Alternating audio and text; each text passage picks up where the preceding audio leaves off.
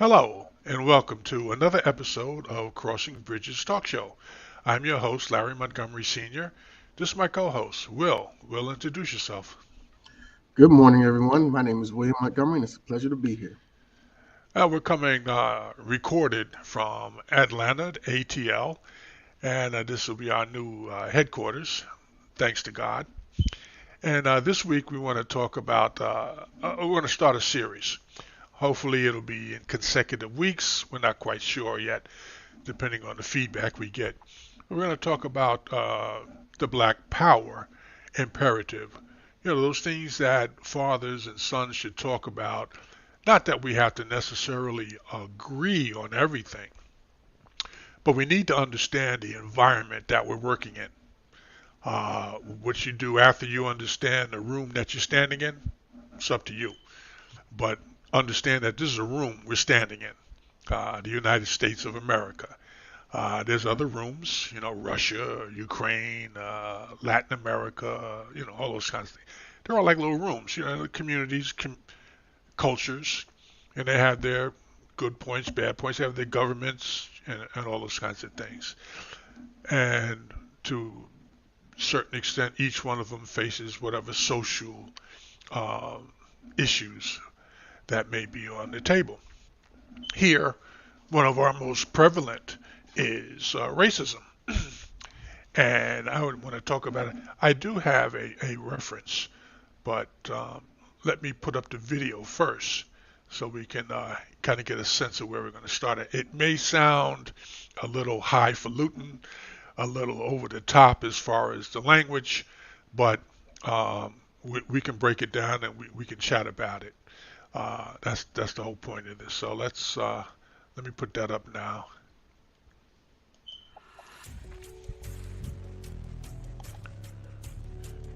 Part 1. The origin of unequal positions.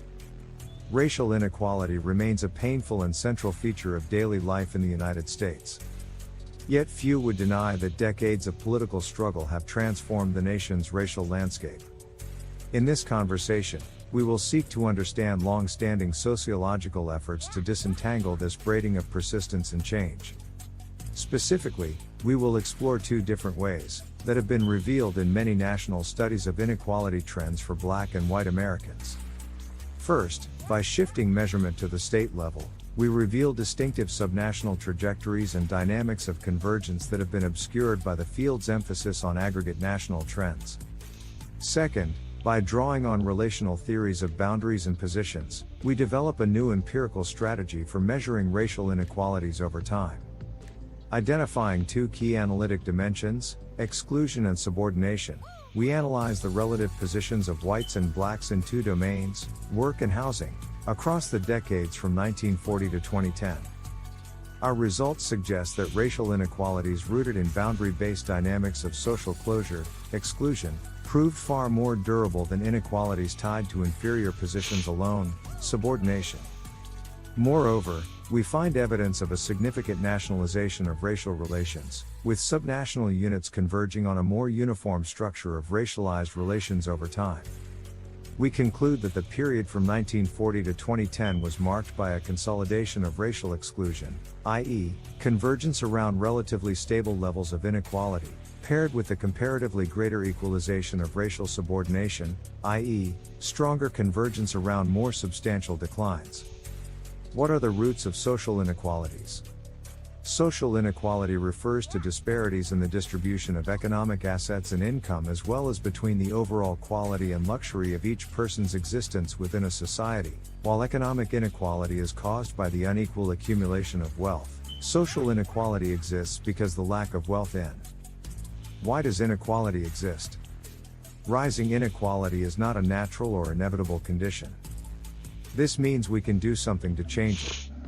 It happens within and among countries. It is a product of policies, laws, institutions, social cultural norms and practices, governance deficits, and the unequal distribution of wealth and power. What are the major forms of inequality? There are 5 systems or types of social inequality: wealth inequality, treatment and responsibility inequality, political inequality, life inequality, and membership inequality.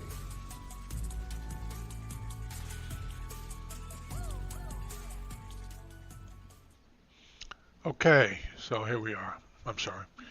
I know there was a lot, but it should kind of start us to set the stage.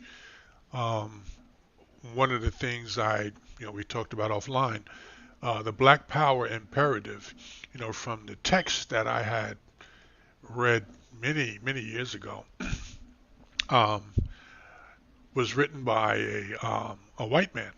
Okay, and let me just kind of give you a quick overview of what that book was presented. In this landmark work on the black economic condition, Theodore Cross, who's the author, shows why the distribution of power in American society has become the single issue of overriding importance to the upward progress of black Americans. From here on, says the author, each and every item on the black agenda should be judged by whether or not it adds to the economic or political empowerment of black people. This is not to say that blacks will not make gains in the years ahead through the powers that go with greater skills, educational preparation, reduce race discrimination, and other traditional progressive strategies. But, says the author, the beginning relationships between the races are now so catastrophically unequal, and the currencies with which they trade so different in character and value, that major catch-up gains of the quality that occurred in the 60s are not likely to take place until a new competitive equilibrium is established through major shifts in economic and political power. The second part of this important and original work is devoted to a carefully worked out set of strategies that would confer important new opportunities on black people while blunting the ability of whites to use prior position and incumbencies conferred under the rules of a former racist society. To win each new round of political, economic, and education advantage, this book is of courage and insight. And so, with that, I know it probably seems like a lot. We as black men need to really understand how we find ourselves in this position. We can talk about slavery, that kind of thing. But what inspired slavery and what kept it going is where we need to kind of start so we can understand that from the beginning until now, this is why we're in this position. We have had conversations about media and its impact on society here in America. And we've talked about politics. We've had our conversation about Democrat, Republican, or whatever. One of the problems that we mentioned in that conversation was that the agenda of the greater lot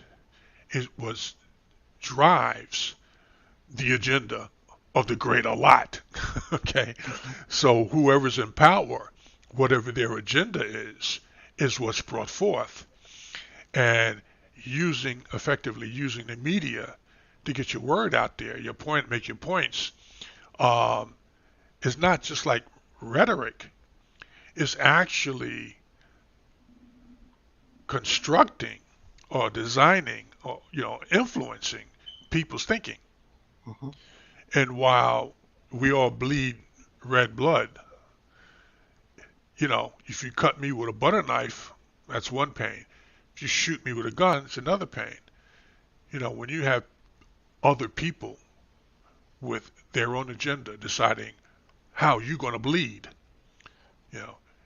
and you have no option as to, well, you cut me, I cut you. You shoot me, I shoot you type of thing. If you feel that you're in that kind of a box, this is a no-win situation. I'm agreeing with your philosophy, Republican, Democrat, but the end result is I'm the only one bleeding, whether I'm Democrat or Republican.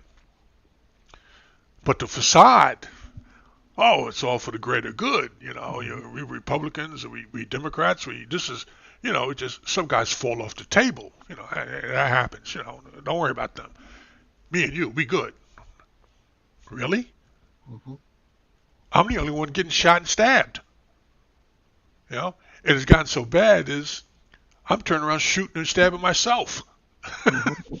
because of decisions that you made. You know, Mhm. so yeah, we need to have that kind of conversation. And no, you can't really sit down and talk to a 5-year-old about something like this here, but you have to help them to understand that not everything that they see and hear is really a benefit to them. You know, Mhm. listen, I'm trying to make money out here. We in America, we're capitalists. It's all about the money, all about the business. Oh, we're just doing business. At the end of the day, the only one laying on the ground dead and bleeding is you. I'm still making money. I'm still rich. I'm still doing living life like large. But all my friends, my real friends, look like me, you see. So yeah, it's the individual and it's the group. And you don't look like anybody in the group. But they lead you to believe, oh, well, yeah, it's all good. It's all good, man. But anyway, uh, 2 points I want to make in that from that video. And let me just pull that up real quick because it's short. When in the first couple of slides, it talked about the results suggested that the racial inequalities rooted in boundary-based dynamics of social closure, meaning exclusion, proved far more durable than inequalities tied to inferior positions alone, subordination. So the two theories are we can exclude people, blacks, and or we can consider them subordinate. And these are the theories that society has worked with. And when we talk about exclusion and subordination, here are the two, let me give you simple terms.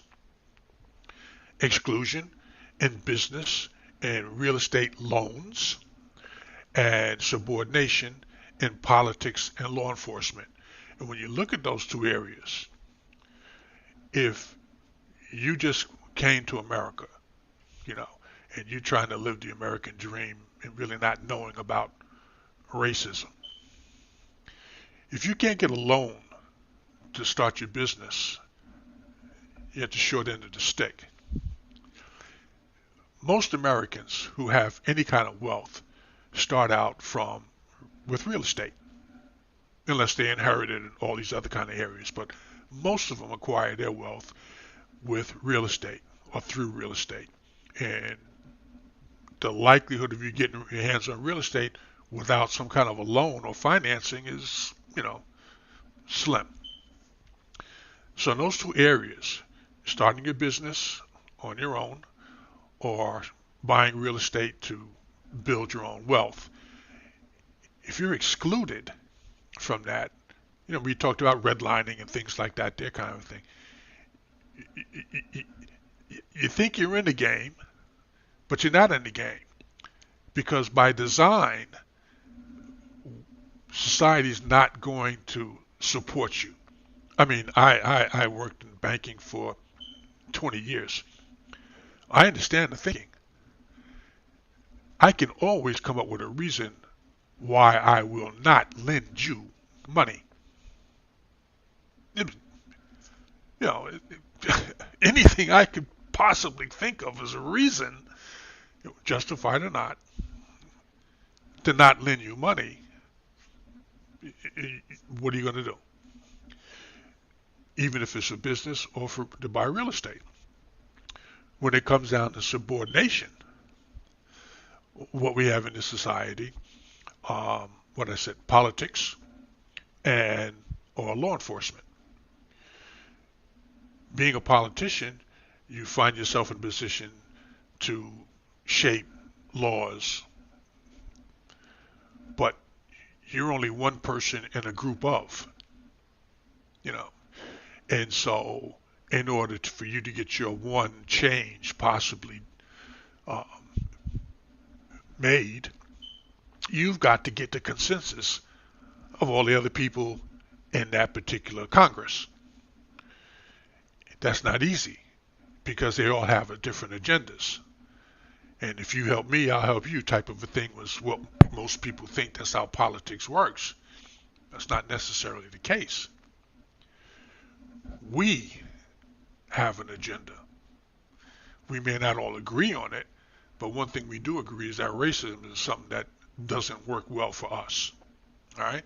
So anything that we might want to do as far as passing laws or changing laws that have racial overtones is going to be an uphill battle because the people that you're talking to get to support you all are at an advantage.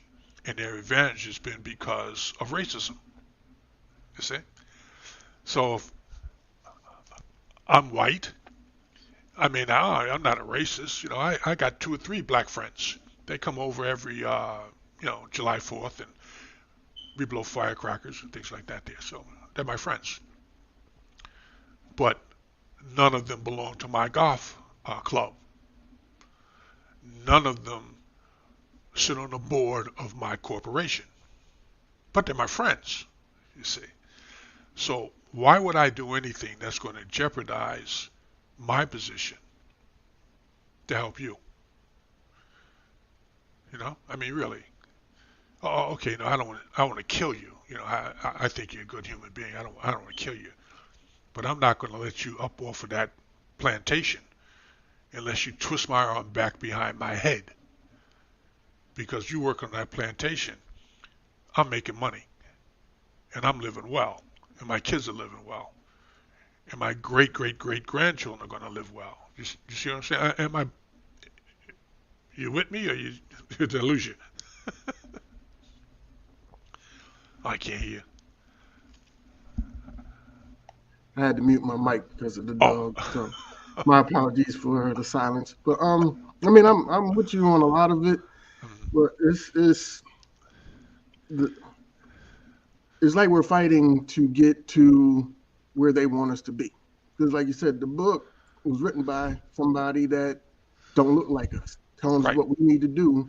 So it's kind of like, I hear what you're saying. The points are somewhat valid, but trying to get along, that's actually what puts us in that position. If we start, like, you have people that have had land and then they were, swindled out of their land by saying, oh, well, you can refinance it and this, that, and the other. And then next thing you know, job market goes and they can't pay for their land and they lose their land. That land is what they're making money off of. We've had it and we've lost it. We've given it up, and that's the stuff that'll put our generation, create generational wealth and put us in the game. But every day, we're trying to give other people our money. We got to buy these designer this, we got to buy designer that, we got to do this, we got to have this makeup, we got to have this hair, we got to do all this stuff.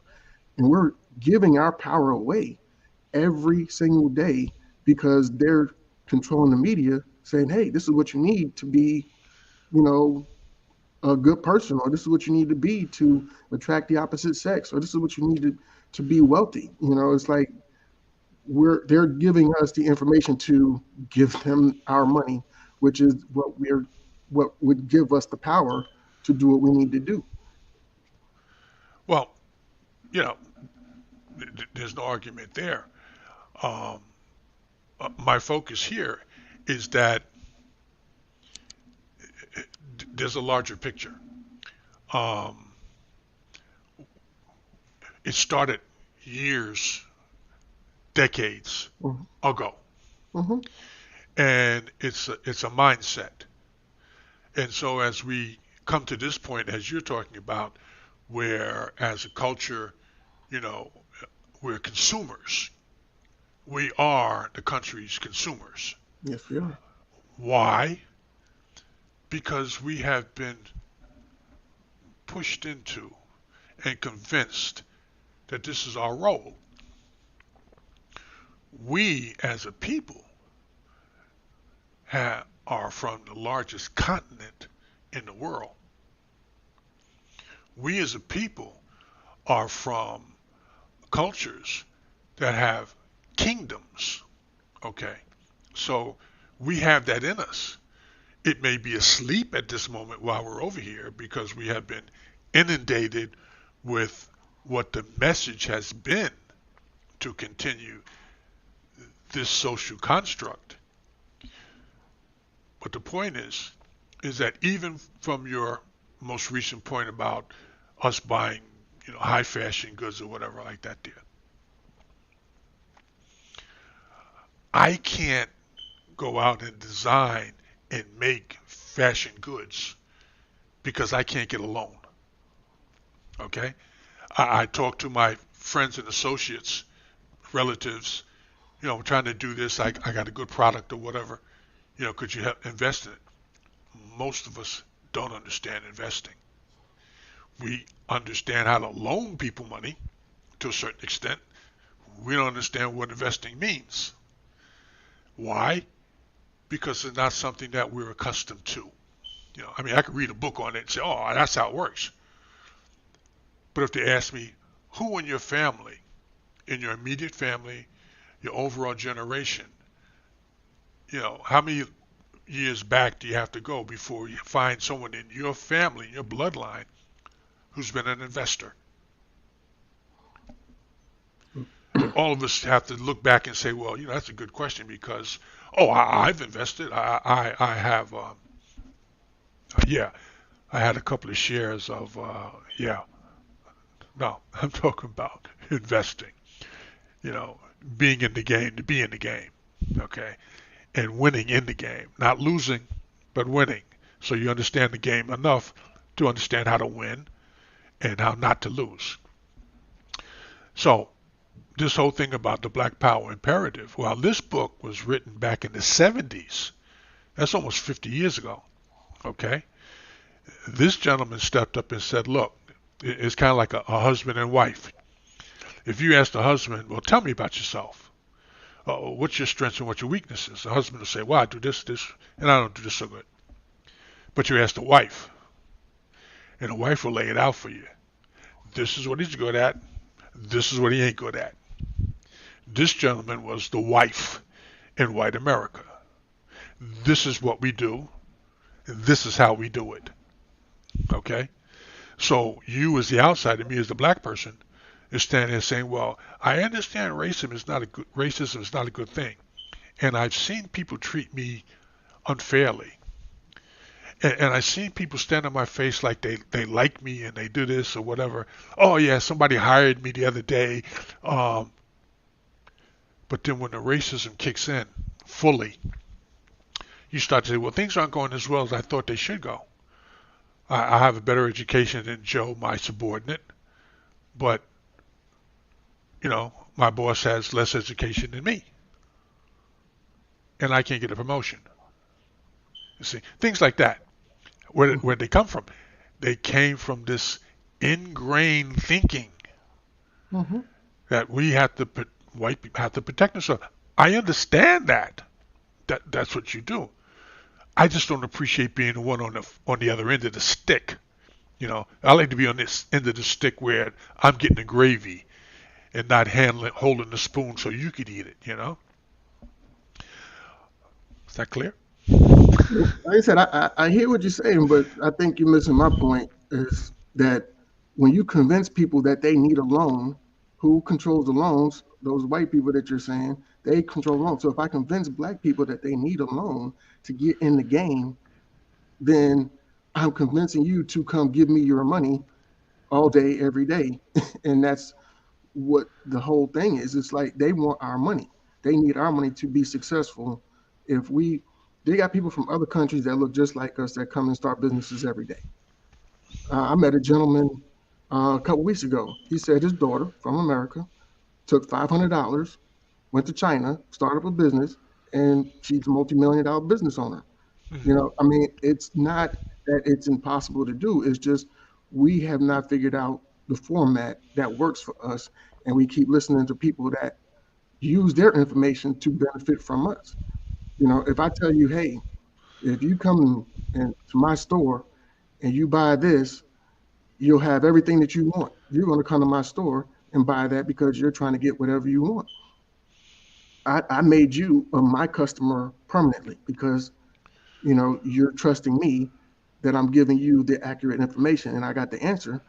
So we keep going back to the well, getting this information, spending our money, thinking that it's going to put us in a better position instead of saving our money, stacking it up, and making informed decisions based on history. Who has gotten a loan that has turned around and been successful without struggling? Right? If you don't have any money and you go get a loan, and then you're not making money right away, you're struggling to pay that loan. You're running the risk of losing your business, house, whatever. The person that wins is the person that holds the loan. Either they're going to get paid or they're going to get your property. So they win no matter what. The person that's going for the loan is the one that's stressing, trying to make ends meet, trying to live, trying to provide for their family, dealing with all this extra stuff that the person who has the money doesn't deal with. Right. Right. But you do. A part of my point is that in the finance area, for example, just back up a little bit. Mm-hmm. You come here into this country and you have no money. You've got no friends, no relatives, or whatever that you know of to help you. For you to get a loan from a bank, you've got to show that you have an income, or that what you want to use the money for is going to generate an income. And you probably need to have some collateral or something that the bank can say, well, if things go wrong, I can take that from you, or you can sell that and pay me off. But you have nothing. So now, what do you do? Okay, well, kind of to your scenario, you get yourself a job, whatever job that is, and you work and you save some money up. Okay, you save some money up. Well, when you save money, what do? What happens to the money?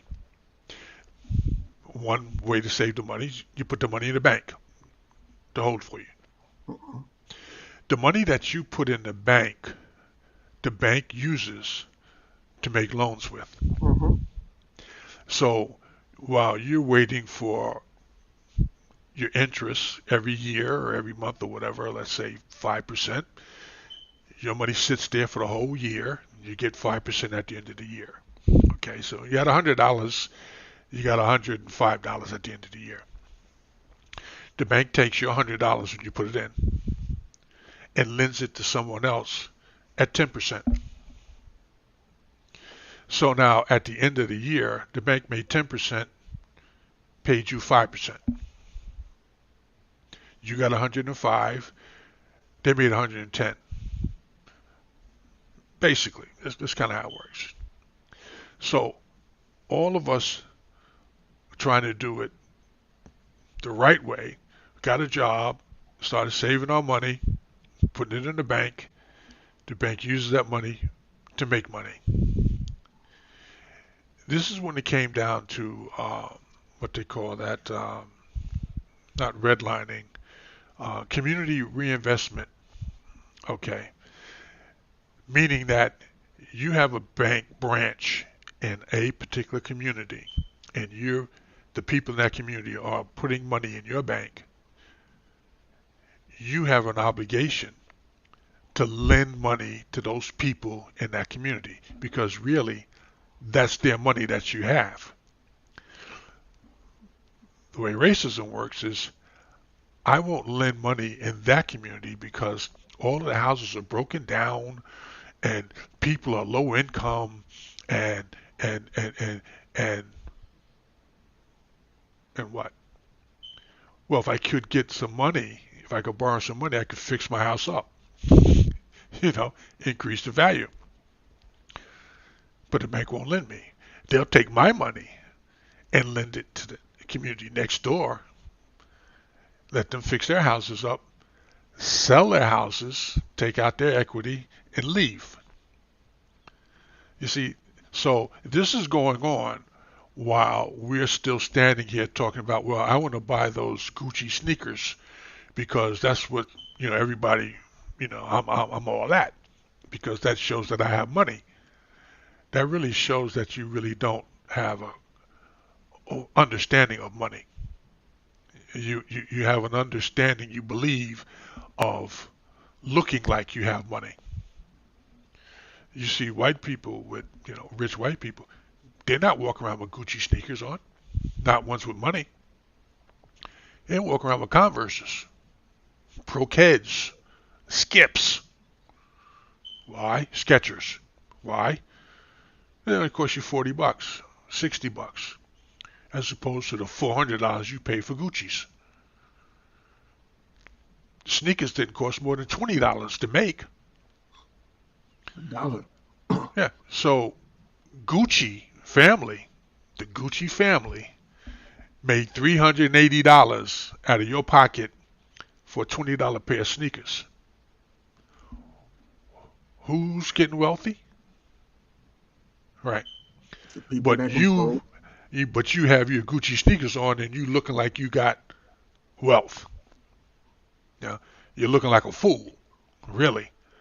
I would give Gucci $380. I could give you $380. And what you gonna do with it? Oh, I'm gonna take that and invest in my business. And give you 10% back. Yeah. So we need to really have a good understanding of how we got to where we're at and why we think the way we think. Because everything we look at is not necessarily what we see. Mm-hmm. Okay? So I think that's kind of getting us started here. And we talk about politics. We even talk about law enforcement, so we can do that another time. Because the whole thing with that, quite simple. You are a police officer. You got a gun and a badge. You have the authority to do pretty much what you want. Hopefully it's legal. If it ain't, my boys will cover me. So now what? And if we keep black people from being police officers for whatever reason, oh, they have a record, oh, they didn't pass the test, oh, they have a family member who's a felon, any reason I can come up with. We are 10% of the community. We should be 10% of the police force up and down the ranks. So 1 out of every 10 police commissioners should be black. 1 out of every 10 police chiefs should be black. Right? We're 10%. If everything's equal, we should be there. But we're not. That's a tough one, though, because if you demonize law enforcement, nobody wants to be a part of the law enforcement, so then you don't have the representation that you need because it's been demonized. So it's like a catch-22. Well, remember, we talked about the media. Mm-hmm. And what you read and see in the media has been filtered by those people who own the media and impact the media. Case in point, the show Law and Order was created during the time when police actions were being questioned by the public. Mm-hmm.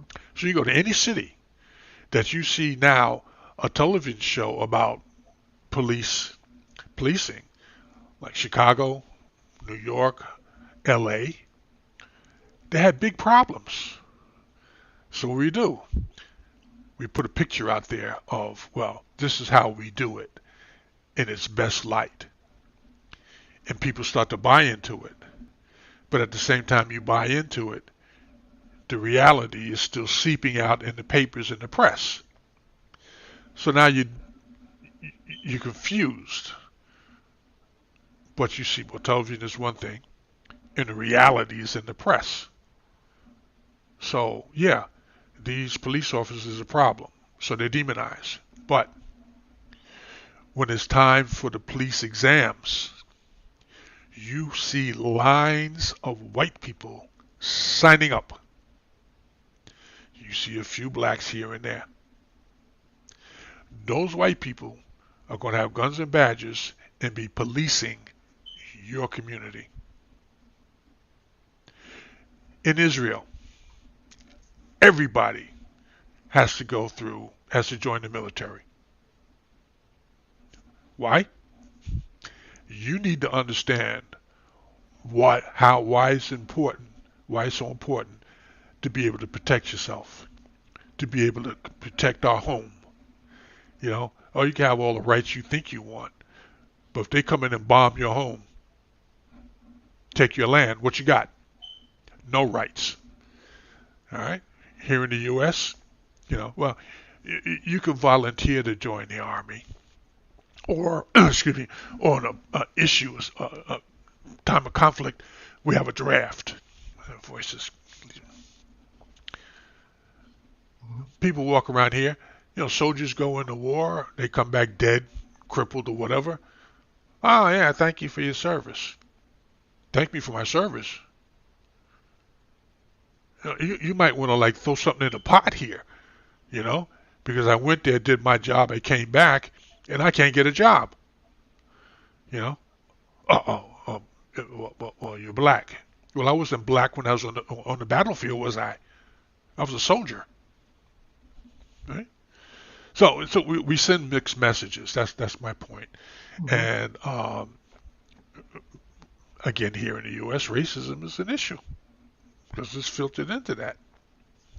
You've been in the service. You know how it roll. Mm-hmm. Ain't no surprises here when we talk about the reality of being a soldier. You've been a soldier and now you're retired. You know those scheme. But a lot of people don't understand how you get there.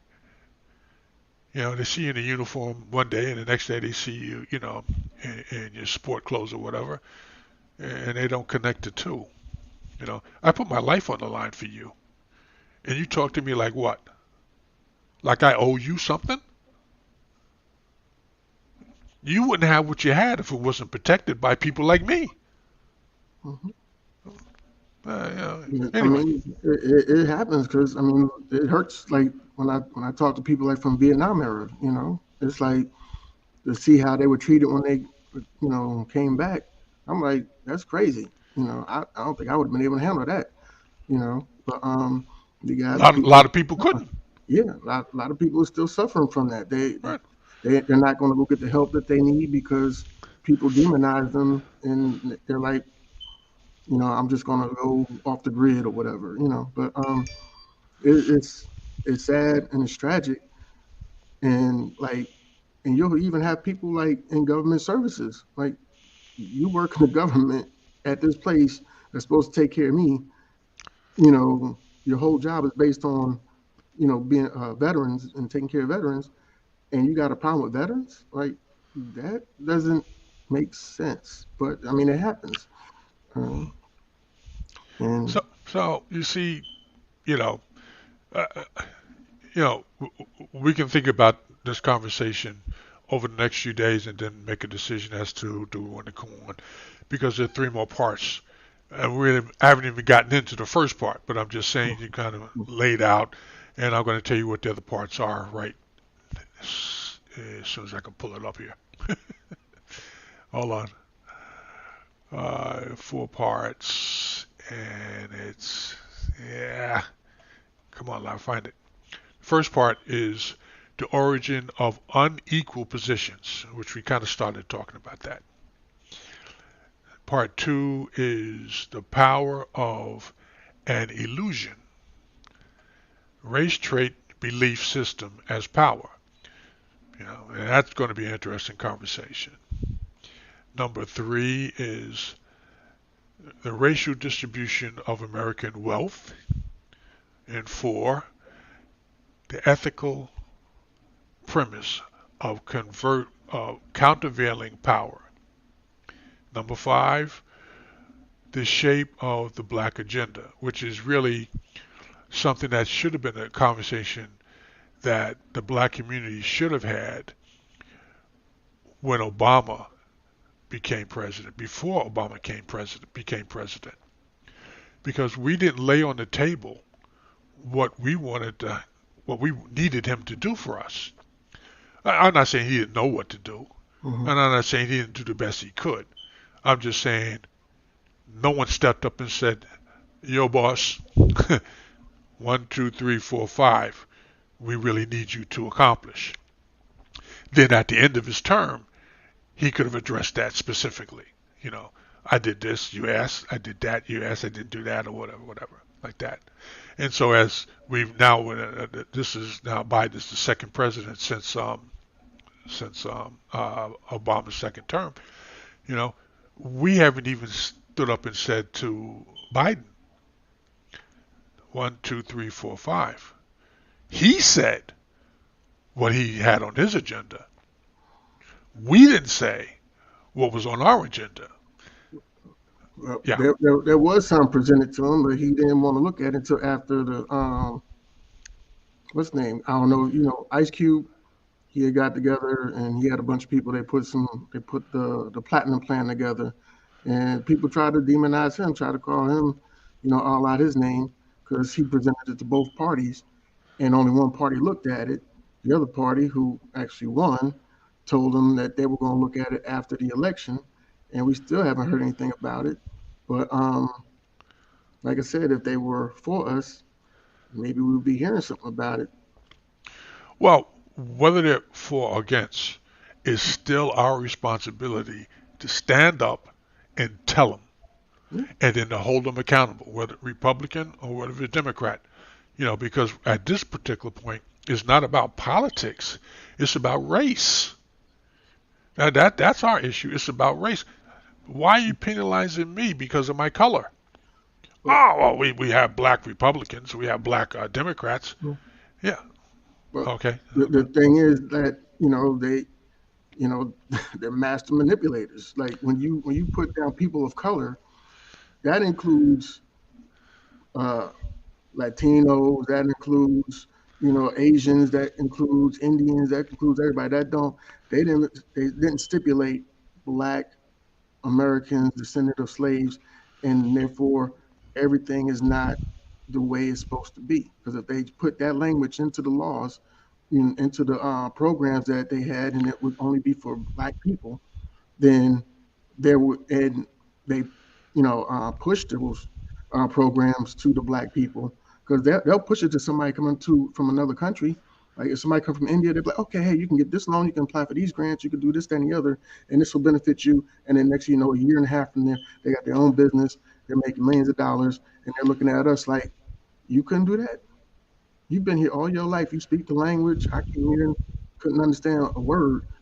But that's what I'm saying. It's like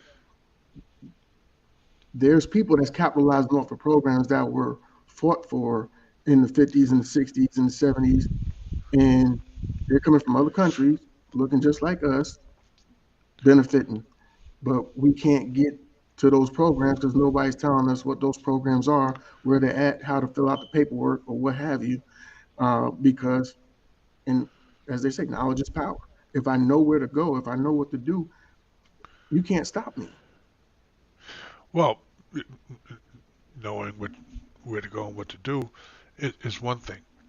Again, knowing where to go and what to do, and you go to do it, and the door slammed, locked in your face, knowing and doing means absolutely nothing because the door has been slammed and locked in your face. Um, when we talk about racism here, racism in America is specific to black people. This other nonsense they talk about, well, racism against Chinese, racism against women, that's not racism in here. That's not how we define it. We justify what we do by including all the other ethnic groups. But you didn't find Chinese out there as slaves. You found Chinese out there during was it I forget what era that was when building trains, railroads, and all that kind of thing. But they weren't slaves. They were treated like slaves. They weren't slaves though. And You they know, got some right now called the Uyghurs in cool. China. There are That well, Chinese slaves. I got nothing to do with Yeah, China. yeah. They I'm they just do what they do over there. yeah.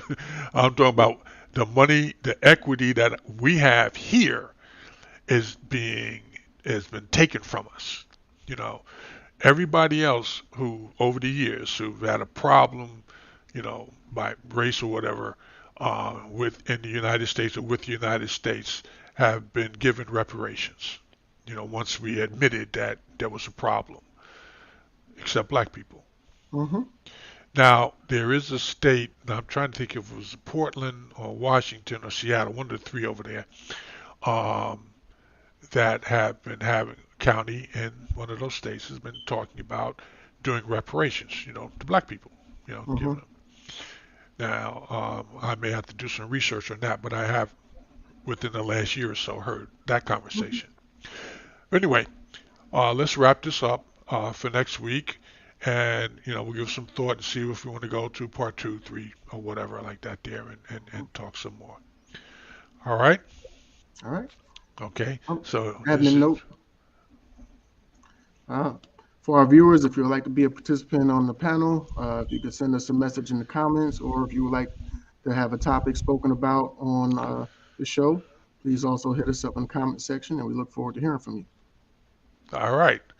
So we'll see you again next week, God willing, and the creek don't rise. And the creek don't rise.